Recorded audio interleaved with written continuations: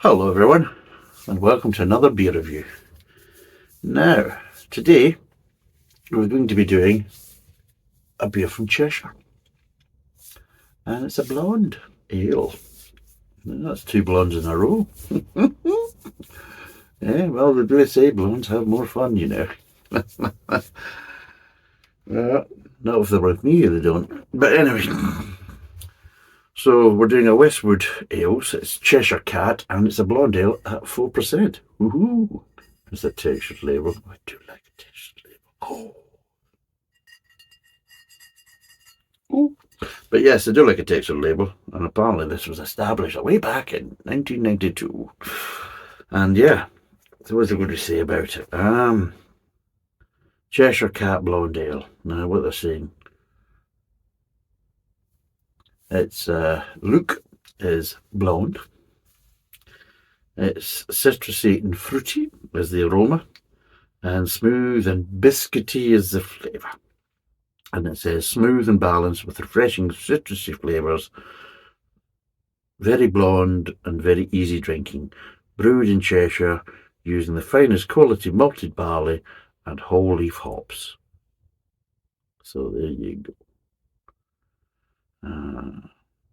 Apparently Westwood Ales brew premium quality beers that add to the enjoyment of life. We've been doing this with skill, patience and experience built up since our first brew in 1992. There you go. Marvellous, eh? Creaming my panties with excitement. But it's amazing how they always use quality ingredients. Like I've said before, they never turn around and say, oh, stuff that came in this week is a bit shitty and that type of stuff, but fuck it. We thought we'd still brew with it because it's no us that's drinking it. You know, they never do that. It's always the finest. You know, it's never, oh, well, it's a bit mediocre today, you know. No, it's always the finest. And it's amazing how all these breweries use the finest ingredients, but they never seem to make the finest of beers. You never notice that, you know, finest ingredients, and then the beer's like, is that the best you could get out of that finest ingredient? You couldn't get anything better. You know, you're thinking, aye, willy pish, that's what it is. But anyway, let's crack this one open. Come on. Maybe the Westwood Ales, it just makes me think of a certain golfer, I don't know why. You know what I'm talking about. Sandy Lyle, innit? You know what I mean? Old Rory McIlroy. Anyway, let's pour this out and see what we've got.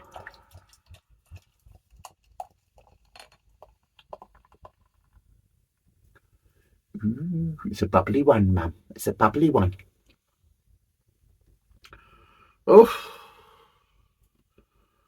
Could have hidden that, eh? Even your mum was like that. Anyway. Again, this is a slightly cloudy one, because the last one we did from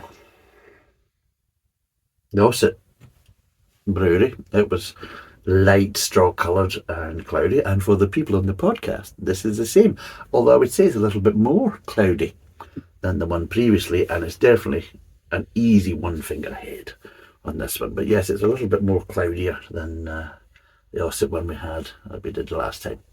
So there we go. Smell wise,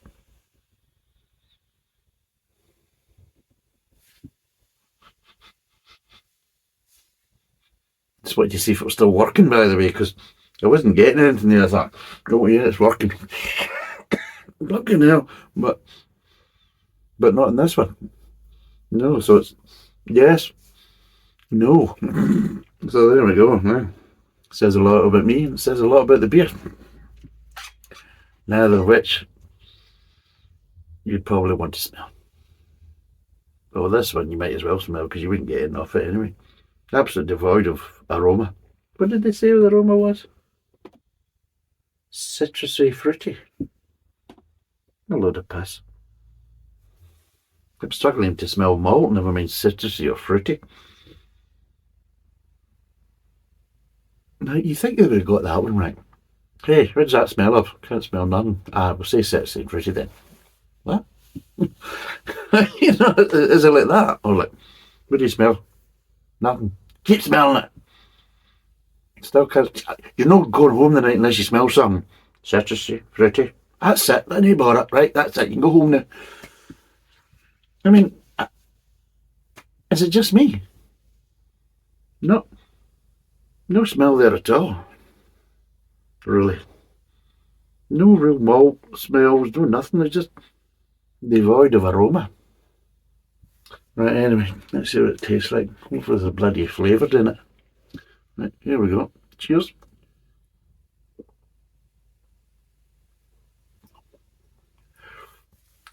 Okay. Right.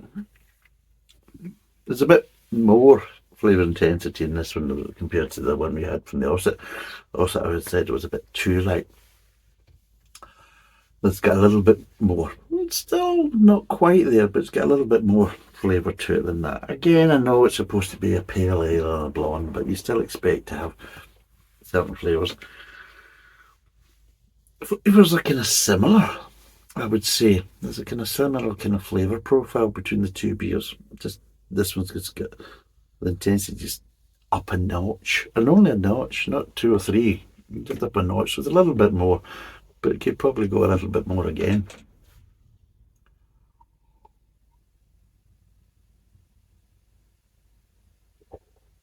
He had a car there, so I hope it's not that arsehole with his fucking answer again.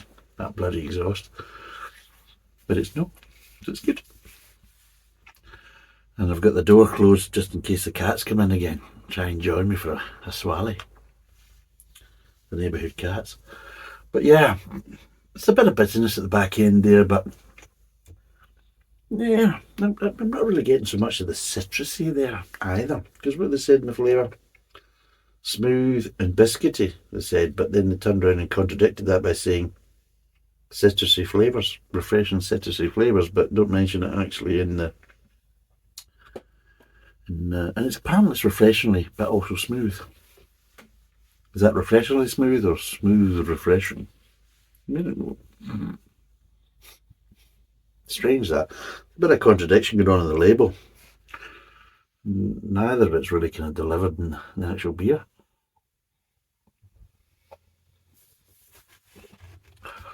Yeah.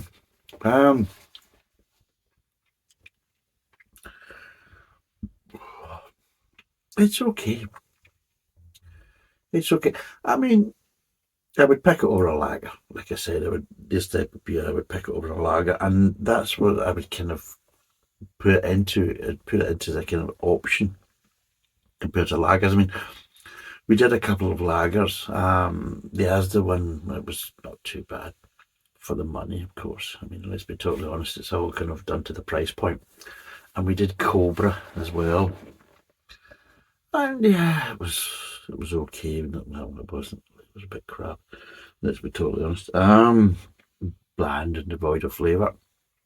And let's be totally honest, I'd rather take something like this than any of them. Let's be totally honest. I just would, just because it's just a little bit more to them. You know, especially for people who like the taste of beer. Then something like this, has a little bit more dimension to it. Especially with a nice little bit of bitterness at the end. But yeah, I think the mouthfeel is slightly better on this one.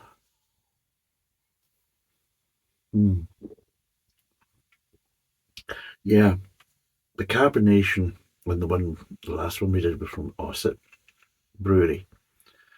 It was just slightly a bit over carbonated, ever so slightly. And it was just a little bit rougher mouthfeel because of it. This is a little kind of smoother mouthfeel.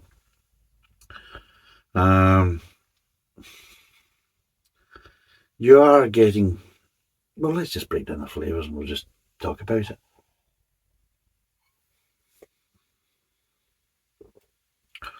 Funny enough, light malts to start with, a little bit of grain, very light grain, and a little bit of sweetness.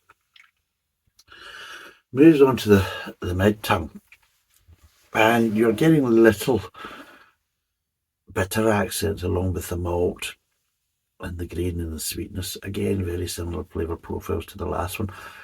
Although I'm not getting so much of the lemony tones that I was getting with the Osset Brewery. Because the intensity of the flavours are just that little notch up from the Osset. offering um, a little bit more definition to the bitterness. And yeah, I would say it's not giving you that kind of citrusy, even though they're saying it's refreshingly citrusy flavors, refreshing citrusy flavors. I'm not really getting that. But what it's a bit of a strange one, because when it transfers through to the back of the mouth and the mid tongue, because things slightly dissipate as it goes towards the back of the mid tongue, and as it moves and transfers over to the aftertaste, the bitter edge isn't as strong as the Ossett Brewery. Yeah, because there is a bitterness, but it's not as strong. It's not to the same kind of level of bitterness, even though the flavours are kind of ramped down a bit in the Ossett. You're just getting a little bit more of that bitterness hanging about, whereas you're not really getting it. It's actually quite a clean finish, this.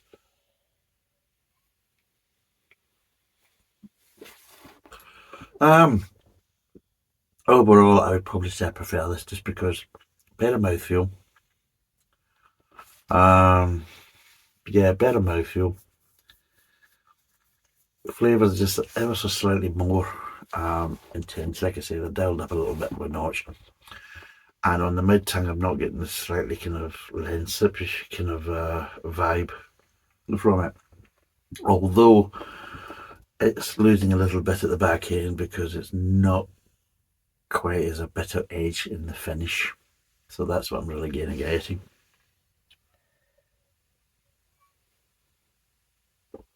But yeah, it's quite drinkable. It'd be nice for a nice summer's day, nice for barbecues, things like that. It's something a bit more interesting than a lager, but again, it's light enough that it's not really going to kind of interfere with any of the food that you'd probably be eating and things like that. It'd be good for curry houses and things like that, which is strange. I don't know why they don't offer these type of things in kind of curry houses and things like that. It's a bit kind of disappointing, because I think for ale drinkers, something like this on the menu as an option would, well, like I say, it would cater more for ale drinkers, and something that would be a bit kind of different than just having the kind of ubiquitous kind of lagers, from that point. Oh, there's a wee bit of gas there, but it's not really showing up in the mouthfeel, but yeah, there's a wee bit there. Bit of choking that could have started. But yeah, it's okay. What would I give this out of 10 though? There's a question. What would I give it out of 10? Again, I can't quite remember. In fact, it's actually getting a slightly bit more of a sweeter finish. As I've been going down it, the mouth would be getting more acclimatised to it. The sweetness is just slightly hanging on a little bit longer than previously. And yeah, it's just giving you a clean, ever so slightly sweet finish, because it feels like now the sweetness is hanging on a bit longer than the bitter tones. And yeah, it is kind of slightly changing the beer a bit.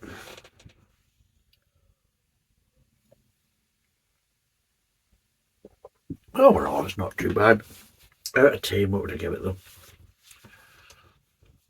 I can't remember what the price is, but again, I'll put it in below, as you know I always do. And yeah,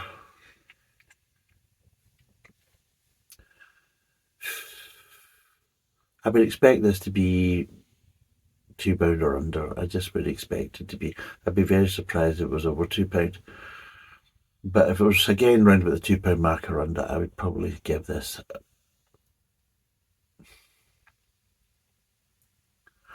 maybe about 5.5.